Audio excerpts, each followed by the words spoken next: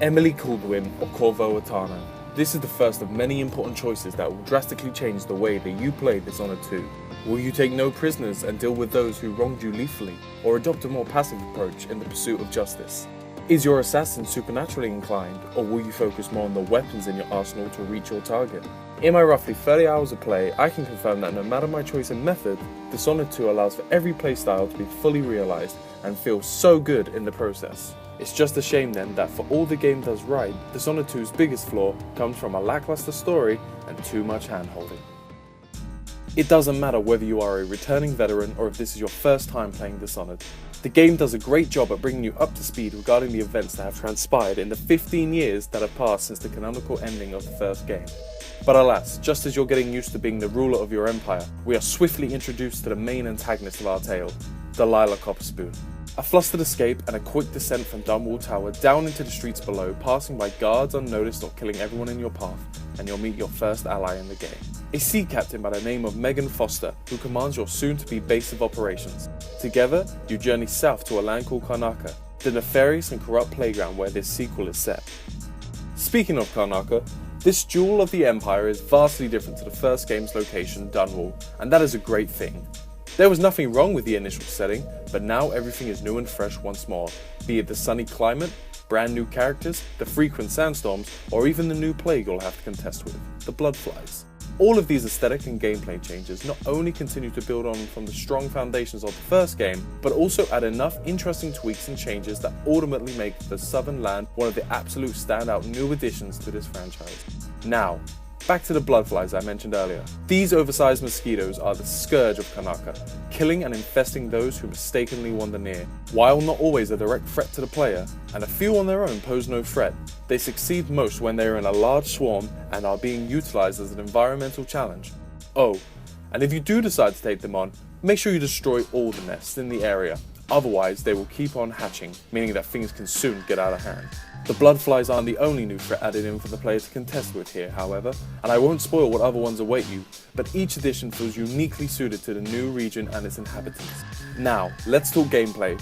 It's fantastic. As mentioned previously, no matter your playstyle, Dishonored 2 succeeds at making every choice of power, route, or lethality feel not only viable, but great to utilize.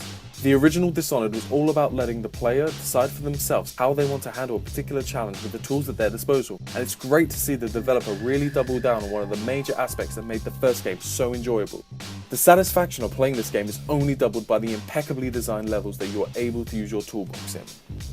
It's clear from the very beginning that each level has been meticulously designed down to the smallest detail, with hidden paths, collectibles, side objectives and more laid out in such a way that truly rewards exploration and creative problem solving. But there is more to the design of this game than just well laid out levels.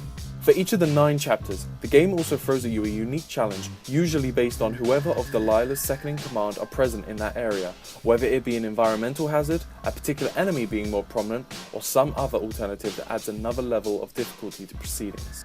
There is a level where sporadic sandstorms blast the environment and limit the vision of both you and your enemies for a few seconds every couple of minutes, making the use of riskier maneuvers more viable. Or how about the standout level for the game, the Clockwork Mansion, with walls that rise out of the ground creating or even blocking off pathways, rooms that have 3+ configurations and ceilings that can open up, revealing enemies just waiting to ambush you. The Clockwork Mansion is the pinnacle of the design philosophy held so dearly throughout this game that it will require you to take everything you have learned prior to this encounter to survive. And did I mention the abundance of clockwork guards? This new enemy type will ensure that even if you are able to traverse through the mansion, you won't be able to rest easy lest one of those mechanical soldiers rounds the corner on you and decides to make your day take a significant turn for the worse.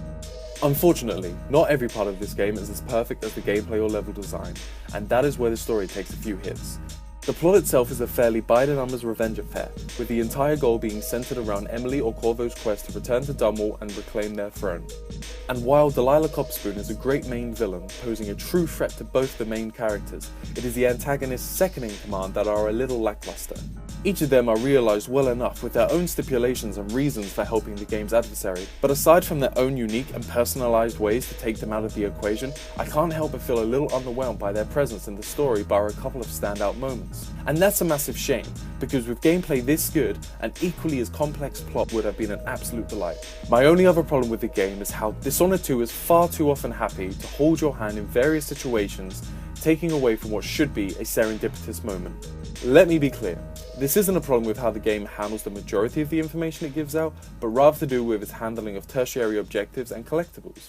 For example, in each level there will be at least one safe that you can unlock by searching around and finding the hidden combination.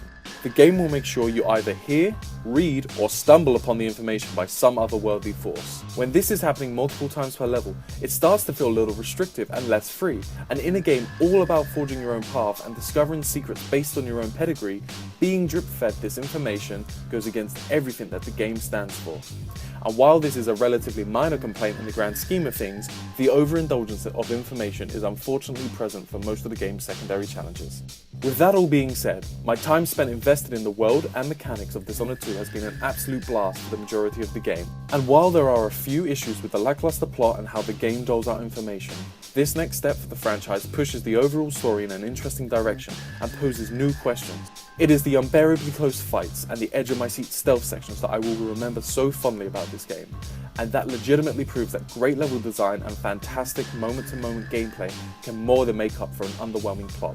I'm excited to see where the franchise goes from here, and I hope that the developers focus on the plot and the story for the next game and aim to surpass the truly brilliant work they have created here. This is gameplay perfected. I just wish that the story was on the same level.